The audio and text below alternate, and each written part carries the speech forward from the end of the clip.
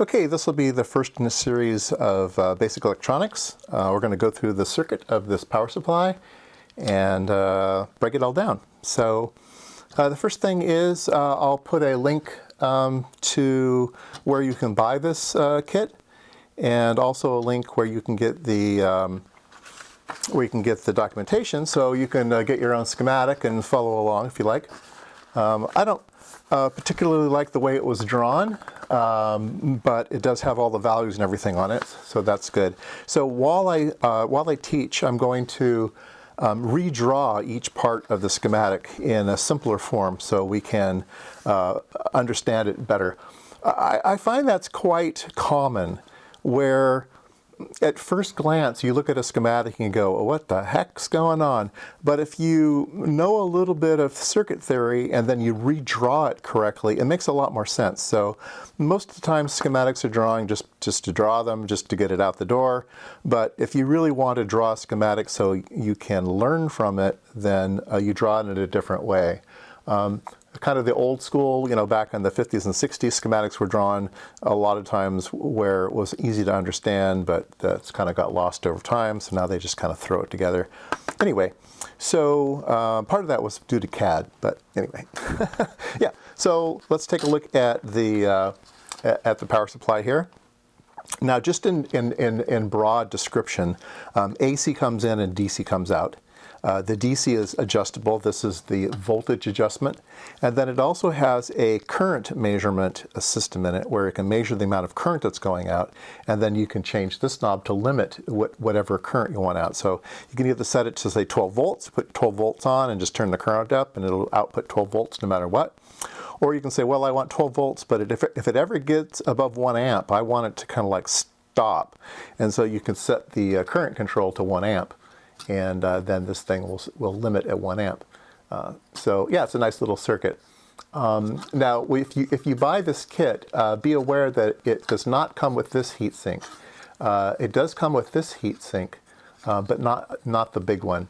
And in fact, this heatsink probably isn't enough for the design range of this board. I think it's good for 3 amps. I don't think this heatsink will be able to do that. I think it'll get too hot. And in addition to things getting too hot, there's an actual connector here for a fan. So this power supply was meant to have a fan blowing on the heatsink as well to cool things down. And the fan is designed to have 24 volts. But certainly you could change that, and I'll show you how to do that. You could change that to a 12-volt fan or a 5-volt fan if you wanted to. Yeah, anyway, be aware that this heatsink doesn't come with it. It does come with an insulator, which is needed. Okay, so let's take a look at the first part of the circuit.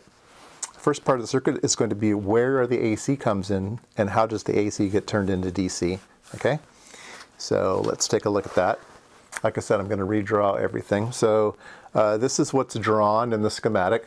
Okay, that's what's drawn in the schematic, that part right there. Now, if you're going to use this thing, then you need to add wires and AC on the output, right? So you need to add this transformer. So these two connectors here, this is the PC board, and then you need to add your own transformer, and you need to add an AC cord to it. Now, to be safe, you should also have a fuse in line, right? So you should have a AC, a fuse, a coil, and an output. All right, so like I said, this is what's on the board. And you'll see these drawn in different ways, okay? And I've drawn one down here. So a lot of times this is drawn this way because it's a bridge rectifier, and this is how you draw a bridge. But just because people don't like to put things at angles, or their CAD package or whatever makes it difficult to put things at an angle, or it can't fit on the page if you draw it at an angle, they'll draw it this way. But I think this is more easy to understand. But anyway, you can draw it either way. But it is a bridge rectifier. And it's going to be taking all the positive things. You see these diodes are like arrows, so all the positive things go in the directions of the arrows, right? So all the positive things go this way, and then all the negative things go in the reverse direction of the arrow, so all the negative things go that way. So you end up with negatives down here and positives up here, and so now you have a potential across this capacitor. And so this will be the plus side and this will be the minus side.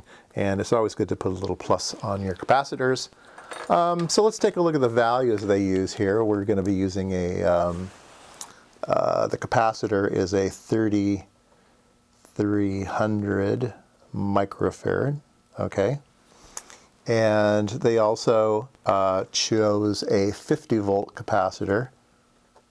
So you need to choose how big of a capacitor you need and how good of a capacitor you need, how much voltage it can withstand. And so this thing's going to be operating up to 30 volts, and so they need at least a 30 volt capacitor here, so they've made it a little bit higher. It doesn't matter if this is too high, but it can't be too low. All right, so that's what they chose here. Now we're going to be having what I read in the specification is a 3 amp power supply, so we're going to have 3 amps going through there. That means you're going to have 3 amps going through everything. So 3 amps are also going to be going through these diodes. So you need diodes that are good to within that are good to at least 3 amps. So nice big beefy ones are chosen here on the board. I haven't looked up the part number on these things, but these are pretty beefy 3 amp diodes. All right, and then what's this doing? Why would you load down your circuit? You know, what's that doing? It doesn't seem to be doing anything, right? Well, what's the value they chose here? Well, they chose 2.2K, and they want to make sure that when you turn off the power supply, it turns off. So if you didn't have this capacitor could keep that voltage, could keep that charge built up. And so the power supply will turn off very, very slowly. And a lot of times you can damage circuits by having the power supply go down very, very slowly. You kind of want your power supply, when you hit the off button, you want your power supply to be off. And so they do that by having a bleed resistor here, right? So you're going to have some RC time constant of 330 microfarads and 2.2K, and that will bleed it down in a certain time. And so there's another interesting thing about that. We could calculate how much time, but we could also think about, well, can you just put any old resistor here? Let's say this is at 30 volts, okay? And you now have 30 volts across a 2.2K resistor. So 30 volts, and you have a 2200. So you have 13.6 milliamps. Okay, so you have 13.6 milliamps going through this this resistor. Okay, and power is I squared R. Okay, so let's do I squared R. Let's square this, and then we'll multiply it by 2200. Okay, and that is equal to 0.4 watts. Okay, so 0.4 watts. Just this 2.2K resistor is going to draw 0.4 watts. Well, that's quite a bit. And so you need to choose this resistor to be able to handle 0.4 watts. If you put a quarter watt resistor in there, it would blow up, right? So they've chosen a 1 watt resistor here. Okay, so 1 watt, and that's certainly bigger than the 0.4. So you always want to design conservatively. So you probably could have put a half watt resistor here, but 1 watt is much better. So let's take a look at that. So where is that on the circuit board? Well, it's right down here. It's the 2.2, and it's 1 watt. We also have a really big resistor here. We'll get to that later. Yeah, most of the resistors are these little 1/8 watt jobs, but this one is a 1 watt. Okay. All right. So how fast is this thing going to turn off? So first of all, I've drawn this backwards. So when a capacitor starts to discharge, it will discharge along this path, okay? And so we'll start at some voltage here, and then as you go a couple time constants, it will come down. So after one time constant, we'll be at about 37%, something like 37% of the voltage that you started out with. And then after 2 time constants, you'll be down around 13%. And then after about 3 time constants, it's pretty well dead, right? So those are the different time constants. So what is a time constant? Time constant is RC, okay? So let's calculate our RC value. We have 3,300, let's see, I'll also do that on camera here. We have 3,300 microfarads, so that's 3,300 micros. And then we have 2.2 K, and so we have 7.2 seconds, okay? So it's not going to turn off very fast, right? It's going to take about 7 seconds for this thing to drop to 37%, and then about 14 seconds for it to drop all the way, all right? Now, that is if there's no load on the output, right? If you have, a 100 ohm load on the output, then that adds to this, right? And so it will decay much, much faster if you're using it in a circuit. But if it's just floating, if you're just measuring it with a high impedance, 10 to the 12th ohm multimeter, it's going to fall at a slower rate, just because of that, right? Now there's a bunch of other circuitry in the power supply that's going to draw current as well, right? So it's not just this, but just for sake of understanding, there is some time constant just associated with that, and that's why it's put here, to make sure that it will fall all the way.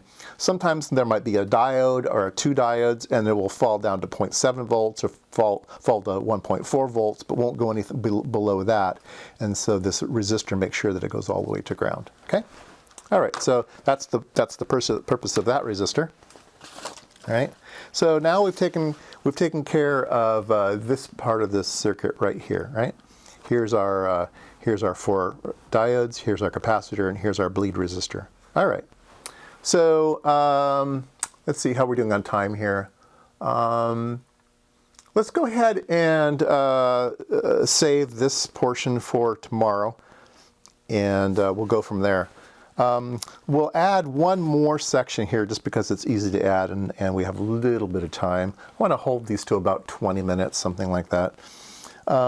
So what is this section right here? It is a 3-terminal regulator and a connector, okay?